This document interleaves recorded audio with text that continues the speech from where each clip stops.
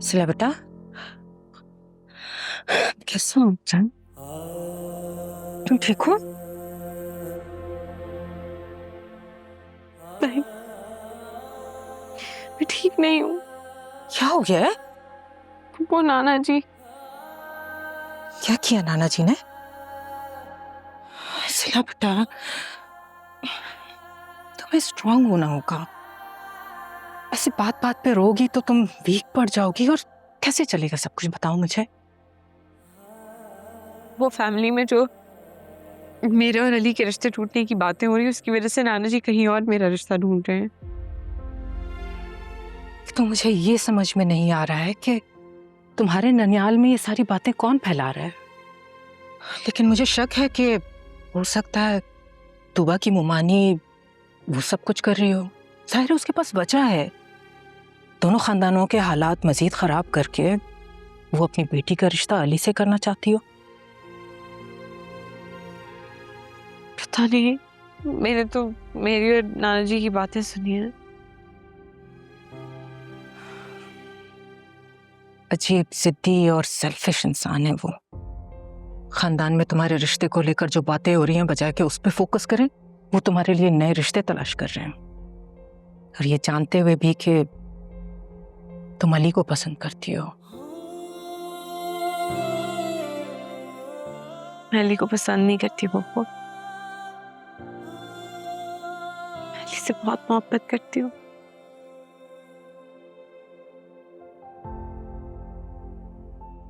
अगर वो मेरी जिंदगी का हिस्सा नहीं बना तो मुझे नहीं पता मैं क्या करूंगी। मुझे अंदाजा है इन बातों का बेटा, इसलिए मेरे पास तुम्हारे लिए एक प्लान है। कैसा प्लान? प्लान ये है कि तुम्हारी अली के साथ कोर्ट मैरिज कर दी जाए। Court marriage? हाँ। नहीं,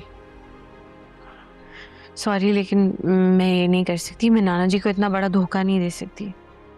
तो फिर ठीक है, बुला दो अली को। नहीं पप्पू, मैं ये भी नहीं कर सकती। देखो सिला, प्लीज इसके बारे में सोचो। सब ठीक हो जाएगा, तुम फिक्र ना करो। जिन रास्तों पे हम संग चले थे,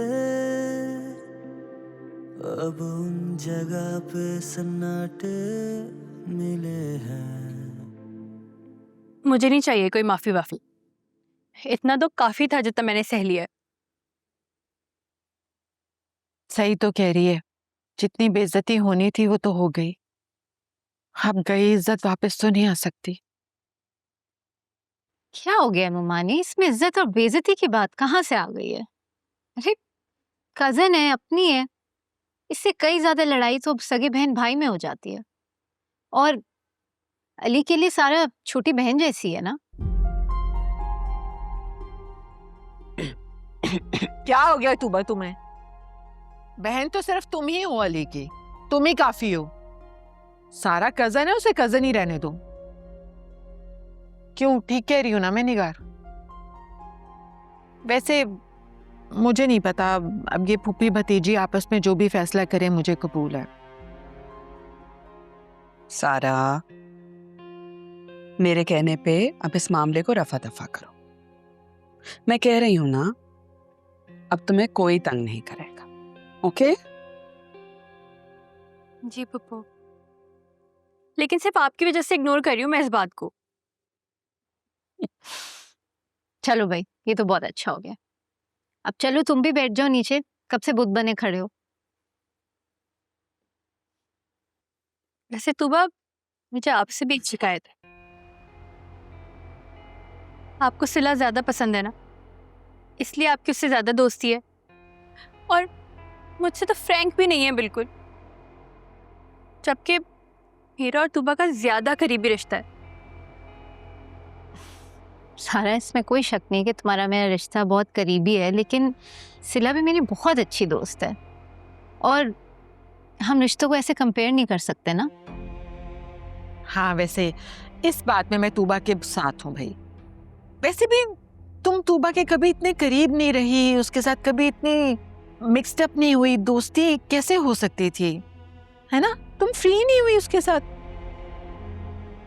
लो भला, मैं तो बातों बातों में भूल ही गई, चाय ठंडी हो गई, मैं गरम करके ला। अरे नहीं नहीं भाभी, बिल्कुल ठीक है, रहने दीजिए। अच्छा ये बिस्किट तो खाइए, ये अभी 2 हफ्ते पहले मेरी बहन लेकर आई लाहौर से। मोमानी मैं डाइट पे हूँ, लेकिन तूबा को बिस्किट्स बहुत पसंद है। तूबा चलो खाओ तूबा, खाओ, शाबाश, बहुत मजे के हैं। और लो ना।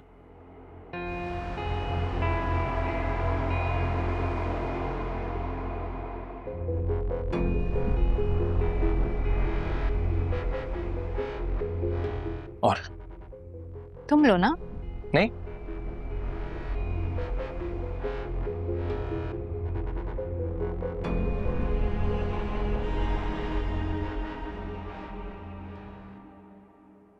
देखा, मुझे पता था सिला नहीं मानेगी, इसलिए मैंने अभी तक अली से बात नहीं की, ताकि पहले सिला का पॉइंट ऑफ व्यू आगे आ जाए। तो तुम्हारे हिसाब से अब क्या करना चाहिए? अब मैं क्या कह सकती हूँ, बस अल्लाह से दुआ ही कर सकती हूँ कि वो अली और सिला के लिए कोई रास्ता निकाल दें। वैसे ना मुझे उम्मीद थी कि वो पुरानी साहब की जिद को देखते हुए ना मान जाएगी कोर्ट मैरिज के लिए, लेकिन उसे अपने नाना की इज्जत की ज्यादा फिक्र थी। फिर तो सिला मुझ पे गई है, क्योंकि गेती फुप्पो की बगावत के किस्से तो हमारे खानदान में आज भी मशहूर हैं। वो सिर्फ इस मामले में ही नहीं, बल्कि जिंदगी के तमाम मामलात में बहुत मजबूत थी। वो मेरी भाभी बनकर 3-4 साल ही जिंदगी में रही हमारे, लेकिन क्या कमाल की बर्दाश्त थी उनकी। काश सिला भी उन जैसी होती। आप उसका प्लीज बहुत ख्याल रखिएगा, वो इस वक्त अकेली है, उसके साथ कोई भी नहीं है, उसको आपकी बहुत जरूरत होगी। हाँ बेटा, क्यों नहीं। Thank you. चलिए मैं आपसे फिर बात करूंगी। अल्लाह हाफिज।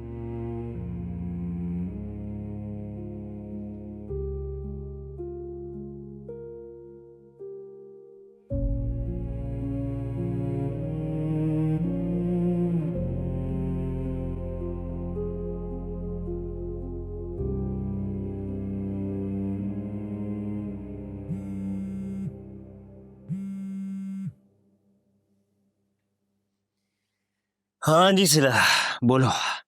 अली तुमने मेरी एक भी कॉल नहीं उठाई, तुम्हें कब से कॉल्स करी थी? अरे यार कुछ नहीं, वो बस अम्मी के साथ। शाम से अम्मी के साथ थे? तुमने देखा मैं तुम्हें पहली कॉल कब की थी? अरे नहीं बाबा, शाम को घर था, उसके बाद वो अम्मी मुझे मोमानी की तरफ ले गई थी। तुम सारा की तरफ गए थे? क्यों? सिला honestly it's a long story, but basically सुबह मैंने उसको जरा सा डांट दिया था क्योंकि वो जबरदस्ती मेरी गाड़ी में बैठकर ऑफिस जाना चाह रही थी। तो